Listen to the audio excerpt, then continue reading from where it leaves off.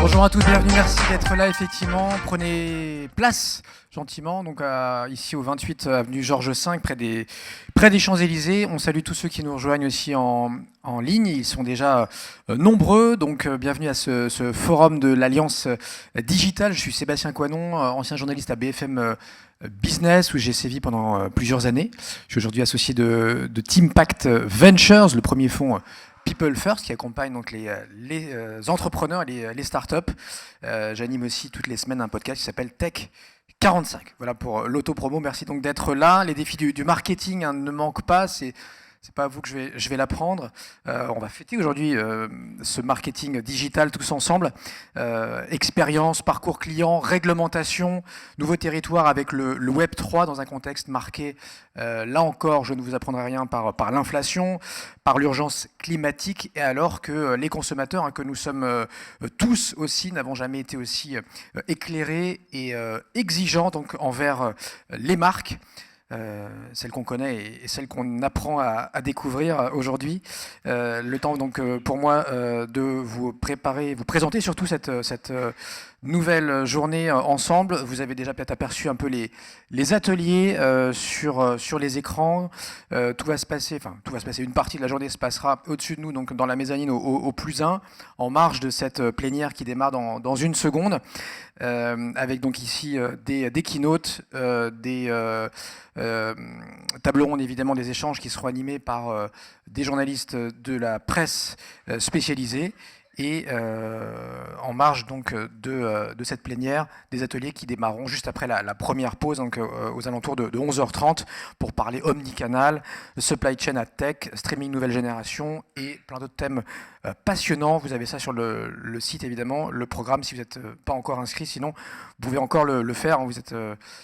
il y a au moins 4 voire 5 fois plus de personnes inscrites que de places disponibles dans cette salle. Donc voilà, vous pourrez circuler tout au long de la journée dans ce programme dense et super riche. Et le principe, c'est que généralement, à la fin d'une keynote, d'un échange donc de 15-20 minutes, on introduit une petite musique, un petit tapis musical. Ça voudrait dire qu'a priori, il faut conclure si vous êtes sur scène à ce moment-là. Je vais appeler à me rejoindre justement sur scène le président de l'Alliance Digital, Nicolas Rieul, qu'on peut applaudir.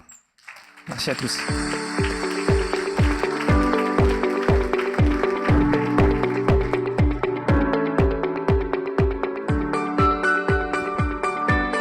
Bonjour Nicolas, bienvenue.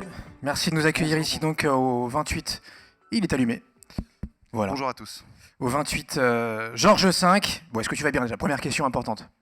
Est-ce que tu vas bien? Super bien, un peu fatigué en cette fin d'année, mais hyper motivé de voir tout ce monde dans la salle et que ce moment finalement arrive enfin. Bon, parfait. C'est la première grande manifestation donc, que vous organisez là chez Alliance Digitale, qui a un beau bébé, puisque vous avez à peine 6 mois. La réunion, le rapprochement entre l'IAB France et MMA France. Déjà, Nicolas, première question pour toi. Pourquoi cette union et quelles sont vos ambitions?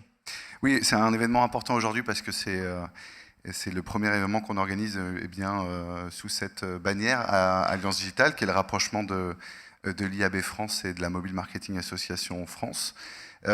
Pourquoi on l'a fait? On l'a fait pour une question de moyens. C'est vraiment l'ambition des moyens, mieux servir notre marché, mieux servir nos membres. On se rend compte que quand on a envie de faire évoluer un marché, le défendre aussi et le promouvoir, on a connu énormément de bouleversements ces dernières années, il faut des moyens. Il faut pouvoir mettre un peu d'argent pour financer des études. Il faut pouvoir, lors des groupes de travail, pour ceux qui sont ici membres de l'association, vous le savez, on a de nombreux groupes de travail dans lesquels on va créer évidemment des guides, par exemple, partager des best practices.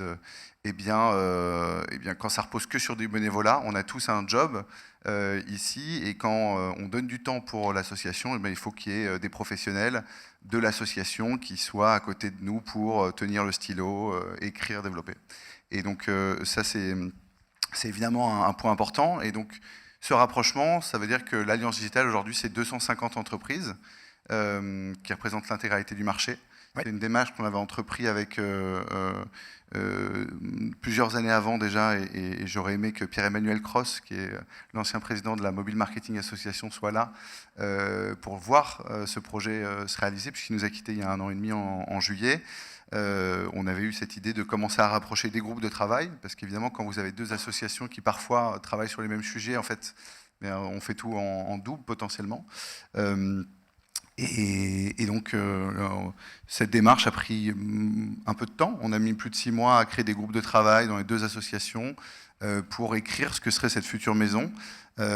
Nos 2 conseils d'administration et les assemblées générales des 2 associations ont voté pour ce projet en juin ou juillet dernier, je ne me rappelle plus exactement, et nous y voilà. Bon, là, on y est. Du coup, ce forum, j'imagine, Nicolas, c'est la première pierre concrète là, de cette nouvelle vision. Absolument. Donc, la vision de l'Alliance digitale, c'est de représenter l'intégralité du marketing digital. Et l'IAB France avait évidemment traité de la publicité. La Mobile Marketing Association traitait du mobile, mais plus largement, pas seulement la publicité, également le marketing. Donc, l'idée ici, c'est de retrouver, vous le verrez dans le programme de la journée, traiter l'intégralité des problématiques du marché. Donc, on a nos sujets métiers, qui, par exemple, a trait à la pub, évidemment, la mesure, l'attention, la disparition des cookies tiers sur la pub, mais aussi des enjeux sociétaux. On parlera d'inclusion numérique, d'emploi, vous le verrez avec un label qu'on a créé avec d'autres associations sur le sujet de la formation de nos futurs professionnels du secteur au sein même des écoles. Les sujets réglementaires, on aimerait s'en passer parfois, évidemment, parce que là, mais ils sont importants. On a vu comme les sujets, le RGPD a bouleversé notre marché, et a aussi, pour chacune des entreprises, beaucoup de ressources ont été mises pour se mettre en conformité. Et ça, c'était l'apéritif. Et ça, c'était évidemment vraiment juste une mise en bouche. Ouais. Et donc, on aura, pour en parler, la présidente de la CNIL, Marie-Laure Denis, qui sera là, par exemple, mais aussi des sujets concurrentiels. On va avoir Henri Pifot, le vice-président de l'autorité de concurrence. Et puis, on finira à 18h30, j'espère qu'on vous retrouvera tous, avec notre ministre, le ministre du numérique, Jean-Noël Barrot, qui clôturera le sujet. Donc voilà, tous ces sujets et aussi des sujets évidemment prospectifs. Et d'ailleurs, je crois qu'on commencera, je vois nos prochains intervenants qui sont déjà là, on parlera, on n'évitera pas évidemment les sujets de prospectifs, et je pense notamment au métaverse, ouais. qu'on abordera je crois que juste après cette intervention. Avec des champions de la Martech, de la AdTech évidemment, des corporates, des grands retailers. Je pense évidemment au patron du groupe Printemps ou au patron France de Carrefour qui seront avec nous tout à l'heure. Les nouveaux possibles que tu cites et que tu rappelles, Nicolas, qu'est-ce que ça nous prépare pour 2023 là ? C'est quoi le discours de l'Alliance digitale pour l'année qui vient ? Là, sans parler de marché, de revenir un peu sur l'Alliance digitale, concrètement, là, 2023, c'est une année importante pour l'association parce que c'est la concrétisation et la mise en œuvre de cette vision. Quand on se rapproche, en fait, c'est facile de le dire, ensuite, il faut exécuter, c'est-à-dire comment on s'organise entre les équipes. On va avoir une équipe, une seule et même équipe, issu de l'AMMA et de l'IAB. On va avoir un premier conseil d'administration, une première élection, donc je crois que c'est dans 14 jours, et on a notre assemblée générale le 14 décembre, qui va élire le premier conseil d'administration. On a fait des appels à candidature il y a plusieurs semaines maintenant, mais il n'est pas trop tard. Je crois qu'il reste une semaine pour déposer une liste. Tu dis je crois, mais en fait c'est sûr. Non, mais tu dis oui, je crois, oui, non, c'est plié. Enfin, c'est plié. Dans 15 jours, on a notre élection, effectivement, il reste une semaine pour déposer des listes, donc ça va être important, ça va être cette gouvernance qui va donner la voie aussi pour les 2 prochaines années et concrétiser ce rapprochement. Je sais qu'ici, on a vu les inscriptions, il n'y a évidemment pas que dans cette salle des membres de l'Alliance digitale, donc pour les personnes évidemment qui ne sont pas membres, ça doit vous sembler un peu...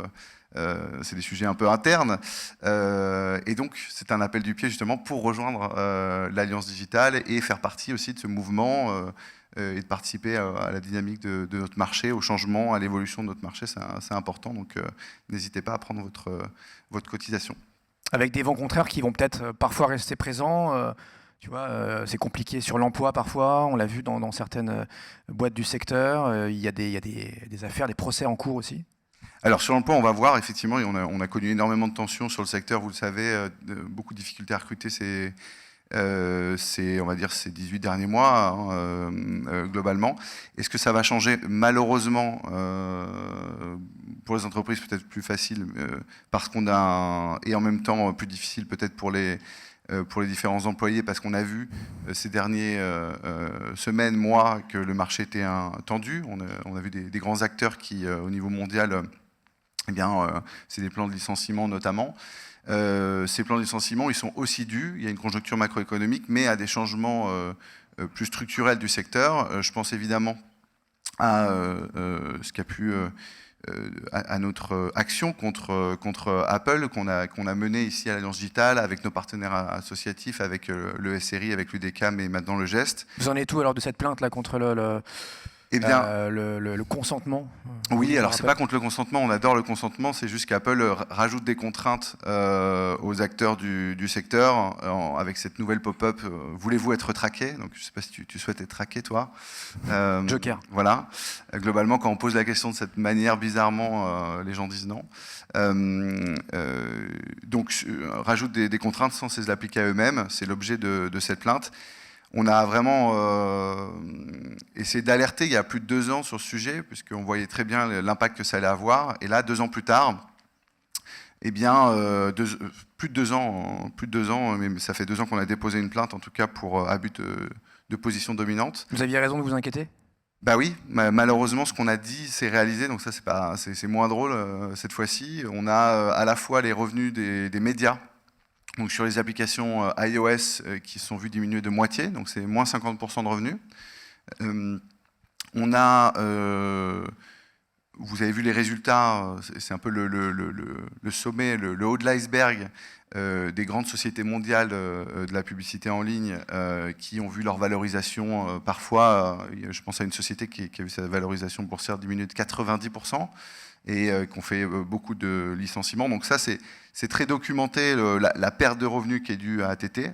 Et dans le même temps, eh bien, la solution publicitaire d'Apple fonctionne très bien, augmente ses revenus, il génère notamment des téléchargements avec une efficacité évidemment qui est sans commune mesure par rapport aux autres, parce qu'ils ont coupé la possibilité pour les autres acteurs, évidemment, de bien mesurer, de faire de la performance, mais ce sont les seuls qui, au sein de leur écosystème, peuvent le faire. Donc, ça fonctionne très bien. Ils recrutent énormément de personnes aussi sur ce secteur. C'est ça qu'on appelle le self-referencing. C'est vraiment, je suis un gatekeeper, je maîtrise un écosystème donc, qui est celui de l'App Store, et j'impose des règles qui vont m'avantager. Donc oui, malheureusement, tout ce qu'on avait prédit s'est déroulé, et c'est aussi mauvais pour le consommateur. Parce qu'on a vu dans le même temps, en 2 ans, à la fois sur iOS, les prix, les prix de l'in-app purchase, les prix des applications ont augmenté de 40%, alors que dans le même temps sur Android, ça n'a augmenté que de 8%, et ça inclut l'inflation, hein, donc il y a vraiment là-dessus. Et aussi, quand on regarde le business model des apps, toutes les nouvelles apps qui arrivent sur l'App Store ou sur Android, eh bien, il y a beaucoup plus d'apps payantes qui arrivent maintenant sur iOS. Donc globalement, la publicité, eh bien, elle paye pour le contenu. Et donc, c'est bon pour le pouvoir d'achat des utilisateurs. C'est une arme anti-inflation aussi. Et on voit que eh bien, ça fait aussi du mal aux consommateurs quand cette mesure. Voilà. Donc, on attend. L'année dernière, j'étais au même endroit. C'était pas exactement la même salle. Et on attendait une décision. Il y a 2 ans, c'était déjà le cas. Donc, on fait plus de prévisions. Mais en tout cas, on espère que les choses bougeront dans les 6 prochains mois du côté de l'autorité de concurrence française sur ce sujet. Tu veux ajouter quelque chose en conclusion? Il nous reste quelques secondes, Nicolas. Et remercier, Relancer la journée. vous remercier tous d'être ici. Je vois que la salle est remplie, ça fait vraiment plaisir. On a eu plus de 1500 inscrits. Et donc ça évidemment, ça fait vraiment plaisir. Notre inquiétude, pour tout vous dire, ce matin, c'était plus la gestion. On espérait qu'il y ait du no-show, parce que pour qu'on puisse vraiment accueillir tout le monde, vous voyez, donc c'était des bons problèmes. Remercier nos partenaires, évidemment. Je crois qu'il y a des slides, notamment. Voilà, je parle à la régie. Je ne sais pas si ça va se diffuser.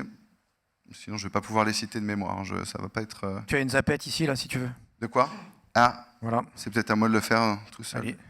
n'est jamais mieux servi Ah ben voilà. que par soi-même.